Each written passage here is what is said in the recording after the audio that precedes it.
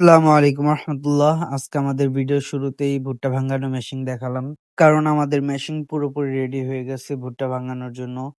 তো যাই হোক, আমাদের আজকে গন্তব্য হচ্ছে আমরা একটা পুকুর নিতেছি মাছ চাষের জন্য। তো ওই পুকুরের পাশে কিছু গাছ লাগাইছিল। ওই যে আমাদের মহিকা কাজী আমাদের বাড়ি সবসময় থাকে, আমাদের সাথে কাজ করে। তো ওনার এই পুকুর এটা বেশ কিছুদিন ধরে এটা পড়ে আছে। তো আমরা চিন্তা করলাম যে পজিশন ভালো, এটার মধ্যে আমরা মাছ চাষ করতে পারি। তো এই কারণে আমরা চলে আসছি আজকে। যে ঘাসগুলো কেটে নিয়ে আমাদের গরুর ঘাসও হবে আর পুকুরটা পরিষ্কার হবে। তো এটা হচ্ছে আমাদের মোটামুটি একটা লুক।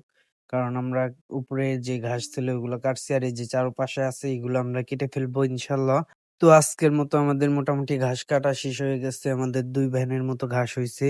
তো আমরা ১ম এ ঘাসগুলো ভ্যানে করে নিয়ে যাওয়ার জন্য আমরা গাড়িতে উঠাইতেছিলাম, বাসায় নিয়ে যাবো। যেহেতু আমাদের অনেকগুলো গরু, আমাদের প্রতিদিনই ঘাস লাগে। তো যেহেতু আমাদের এটা পরিষ্কার করতে হবে সে উদ্দেশ্যে আমাদের ঘাসও হয়ে গেল। এরপর আমরা এটা ওষুধ দিয়ে মেরে ফেলবো। তারপরে এখানে আমরা পানি দিব। আমাদের ডিপ মেশিন আছে এখানেই। তো এখান থেকে আমরা পানি দিয়ে দেবো ইনশাল্লাহ। তারপরে ভাবতেছি চুন দিয়ে পানিটা পরিষ্কার করে তারপর আমরা এটার ভিতরে মাছ ছাড়বো ইনশাল্লাহ। যেহেতু এটা অনেকদিন ধরে পড়ে থাকতো, কেউ করতেছে না, তাই চিন্তা করলাম যে আমরা করতে পারি তাই করি। তো এই উদ্দেশ্যে আমরা ঘাস কেটে নিচ্ছিলাম। ঘাসগুলো কাটা শেষ হয়ে গেলে আমরা এটায় ওষুধ দিয়ে দেব। আরো বেশ কিছু ঘাস আছে যেগুলো আমাদের পরিষ্কার করতে হবে। তো আমাদের একটু সময় লাগবে। আর এখন যেহেতু আমাদের কাজের একটু চাপ কম। কারণ হচ্ছে আমাদের যে ভুট্টার জমিগুলো আছে ওইগুলার ভুট্টা মাত্র পাকা শুরু করছে। এগুলো পাকলে তারপর আমাদের অনেক বেশি ব্যস্ততা বেড়ে যাবে। আর আমাদের একটু ব্যস্ততা আছে আমাদের মরিচের জমি নিয়ে। ওইখানে আমাদের কিছু কাজ করতে হচ্ছে মরিচ বিক্রি করার জন্য।